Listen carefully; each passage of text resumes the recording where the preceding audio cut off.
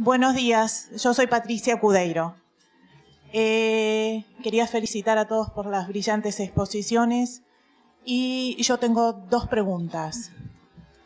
Una, en relación a este protocolo que está colgado en la página del Ministerio de Salud y que no sabemos qué estatus legal legítimo tiene, pero de cualquier manera hay una tendencia creciente a restringir la objeción de conciencia, al punto de decir que aquel que sea objetor, si no hay un reemplazo, tiene que hacer. Y mi pregunta es para el doctor Navarro Floria: ¿por qué estamos aplicando desde el Estado la ley de obediencia debida o algo parecido a esto en estas situaciones a un médico?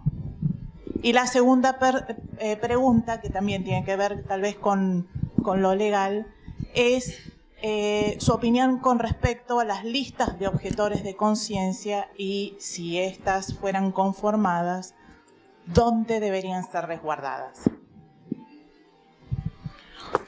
Yo intenté decirlo recién y lo repito, yo creo que es un abuso lo que está ocurriendo, que es un desconocimiento de un derecho de los médicos, del personal de salud, la forma en que se está queriendo manejar esto. No tengo duda. Ahora, ¿cómo uno hace valer esto? Bueno, alguna vez alguien va a tener que animarse a iniciar una acción de amparo, llevar esto, discutirlo en la justicia. Habrá que ver cómo sale la cosa en la Corte, cómo sale en la Corte Interamericana, que tampoco es un ámbito especialmente favorable para la defensa de la vida, pero quizás sí un poco más para la libertad religiosa y de conciencia. Habrá que verlo. Si esto habrá que defenderlo. Si usted me pregunta, mi opinión es que es una restricción ilegítima, inconstitucional, ilegal al derecho a la objeción de conciencia que las personas tienen. El tema de las listas, yo no tengo una opinión definitiva. Creo que efectivamente es algo que debiera manejarse con cautela. Creo que debería permitirse que la objeción de conciencia se plantee en el caso concreto y no por anticipado, porque, insisto, una persona puede no haberse planteado suficientemente el tema y confrontada con la situación, decir, no, yo esto no lo hago. Pero bueno, ahí no tengo una opinión definitiva para darle. Sí, estoy de acuerdo con el doctor con respecto a las listas. Sin embargo, desde un punto de vista práctico, de un punto de vista pragmático, es mucho más útil que el médico desde el principio se manifieste en contra de algunos hechos legales a los que no está dispuesto a ejecutar. Va a ser más práctico. Sin duda, se puede encontrar frente al hecho consumado el que no lo ha pensado antes, pero desde un punto de vista práctico conviene que el médico lo piense antes, especialmente si está dentro de un ambiente en donde puede haber algo que esté contrario a sus convicciones.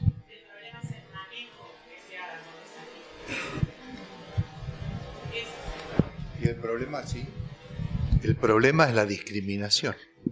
Si se van a hacer públicas, si van a ser privadas, si van a ser públicas por reserva. No, pero en principio debería ser en la institución donde trabaja el médico. En todo el mundo las cuestiones son distintas y también es un debate que está...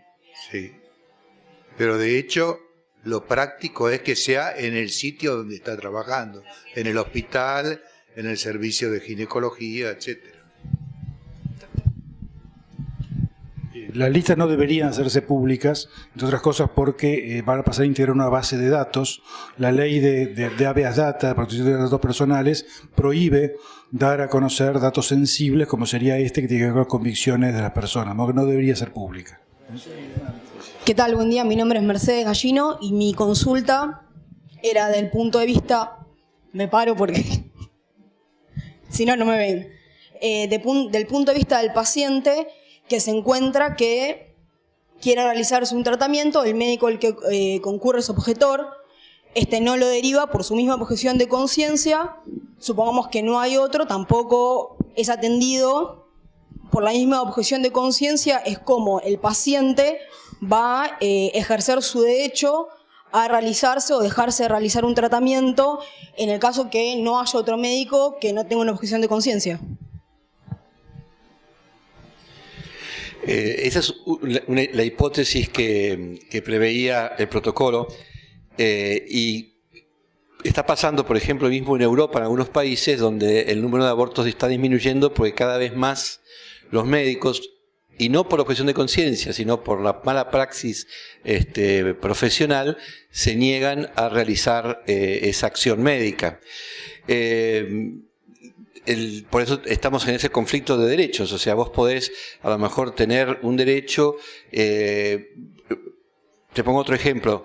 En algunos países donde el aborto es legal, a veces hay listas de espera porque no hay suficientes quirófanos o hay otras cosas antes y se pasa la fecha, ¿no? Y entonces ya se complica más la cirugía o la misma práctica médica tiene que tomar otros rumbos y demás. Son esas luchas de intereses que no siempre se pueden cumplir plenamente. Restringiendo el campo a nuestro tema de hoy, que es la objeción de conciencia, habrá que replantearse, yo por eso lo ponía en mi presentación, algunas otras alternativas, planteamientos diferentes, porque a veces quedamos solo en la lucha de esto sí o esto no, está prohibido, está aprobado, y no hay alternativas intermedias, no hay preventivas, cosas de acción preventiva más profundas. Es un campo que se abre nuevo y que habrá que irlo creando las soluciones según los casos, ¿no? Mi nombre es Eduardo Quintana. Quería expresar en primer lugar mi felicitación a todos los expositores. Soy abogado, así que de forma especial al doctor Navarro Floria, porque ha abarcado un abanico muy grande de situaciones con una gran claridad. Quería detenerme en una sola, puntualmente en un asunto. Sobre el final, respecto al protocolo, el doctor dijo esta cosa. No es ociosa su expresión exacta, porque desde el punto de vista jurídico no es una normativa que tenga una vinculación, más allá que las quieren hacer pasar por tal y no sé las consecuencias que pueden llegar después quienes ejercen a veces la magistratura y no tienen idea de derecho. Han cambiado muchas las cosas, por lo tanto el asunto es peligroso. Pero solamente quería añadir cómo hace mucho tiempo a esta parte se efectúa, primero por los medios, creo que por desconocimiento, una tergiversación semántica. Los médicos saben muchas veces que cuando salen noticias en las columnas de salud, quien está diciendo el periodista, vuelvo a decir muchas veces por ignorancia, dice una cosa por otra, tergiversa las palabras. Y los juristas, como somos sensibles también en nuestro ámbito, que es el doctor y lo soy yo, encontramos inmediatamente que hay dos expresiones que se van instalando, que son del protocolo, y se van instalando en la sociedad, que son derecho al aborto, y en segundo lugar, ILE, interrupción legal del embarazo o aborto. Bueno, no es legal. El doctor ha dicho con toda claridad que actualmente, legalmente, sigue estando vigente el Código Penal, que es una ley cuyo primer homicidio es el aborto. Así dice el Código Penal, con las excusas absolutorias, que bueno, es otra discusión, que efectivamente las hay, para un caso muy distinto al que trató la Corte. Y en segundo lugar, entonces, derecho no hay, derecho positivo no hay. Esto es esto. Sin embargo, los comentaristas, los columnistas, los medios, y yo creo que mucho médico que no sabe, puede pensar que es legal y puede pensar que es derecho. Yo quería reforzar estas palabras porque pienso que esta es un avance paradigmático que se va a ir repitiendo y se va a ir instalando hasta que, de una otra manera, todos, bueno, quienes no somos juristas estén convencidos que es legal y que hay derecho. Pues nada más. Yo le agradezco al doctor Quintana sus conceptos, concuerdo. Este protocolo y este tipo de cosas tienen que ver con algo que también se da a nivel internacional. A nivel internacional están los tratados internacionales de derechos humanos, pero después hay una cantidad de otras cosas que andan por ahí, resoluciones, recomendaciones, el soft law, que no son normas jurídicas obligatorias para los estados, pero que se las hace pasar por tales, y entonces se hace creer que podemos tener una responsabilidad internacional si no hacemos determinadas cosas, lo cual no es cierto. No hay ningún derecho al aborto en ninguna parte del mundo establecido por ninguna norma jurídica internacional vinculante para la Argentina. También hay que decir esto, porque muchas veces se viene por ese lado. Perdón, yo quería agregar a esto que hay un problema también de lenguaje, hay un problema hermenéutico que los medios de comunicación equivocadamente insisten y persisten en presentar algo que puede ser un protocolo que no tiene ninguna exigencia legal, pero crear digamos, en la opinión pública una cierta legalidad que en realidad no existe y no es tal. O sea que también habría que hacer una clarificación desde los medios. Por eso creo que son importantes a veces las declaraciones que hacen las academias, justamente tratando de clarificar ciertos conceptos que están tomados equivocadamente por un problema de manejo del lenguaje equivocado. Y no es ocioso esto, perdón, porque también hay norma constitucional que es que nadie puede ser obligado a hacer lo que la ley no manda. Y no hay ninguna ley que mande a hacer aborto. Una cosa es que en ciertos casos el aborto realizado en ciertas condiciones no sea punible, otra cosa es que sea obligatorio hacerlo, ¿sí? Entonces nadie está obligado a hacer un aborto y nadie puede ser obligado a hacer algo que la ley no manda. Si la ley mandara a hacer abortos, tendríamos, digamos, de todas maneras el tema de la objeción de conciencia sobre la mesa. Pero acá ni siquiera tenemos una ley que mande. Hola, buenos días a todos. Mi nombre es Claudia Alonso, soy médica obstetra.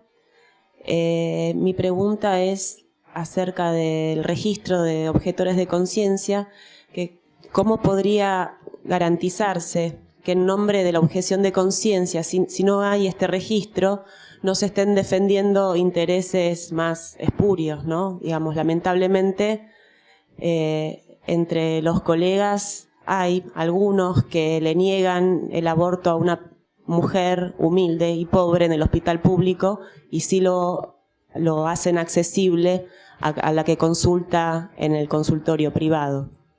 Entonces, bueno, ¿cómo podría de alguna manera regularse esto?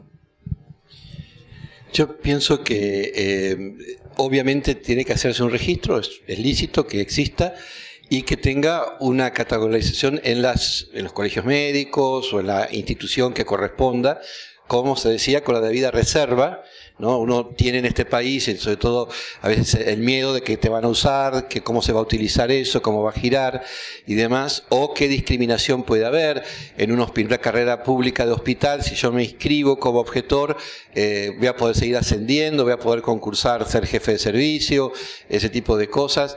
Tenemos que hacer como dos cosas paralelas. Por un lado, objetivamente hablar de lo que puede ser un registro de objetores de conciencia. Yo lo decía en mi exposición, exactamente ese caso, que sucede, ¿no es cierto? Y sucede en países donde el aborto es legal, ¿no? O sea que no estamos libres, no porque no sea legal acá, sino porque en los países legales le dan largas o le dicen, mire, mejor en mi consultorio, así evitamos esto. Por un lado esa parte, y por otro lado la parte de justicia, donde el profesional se sienta en un país libre, que no te van a sacar la boleta roja o te van a echar del hospital o no te van a dejar hacer tu carrera debidamente por esta objeción de conciencia. Eso es un trabajo cívico a doble punta, ¿no?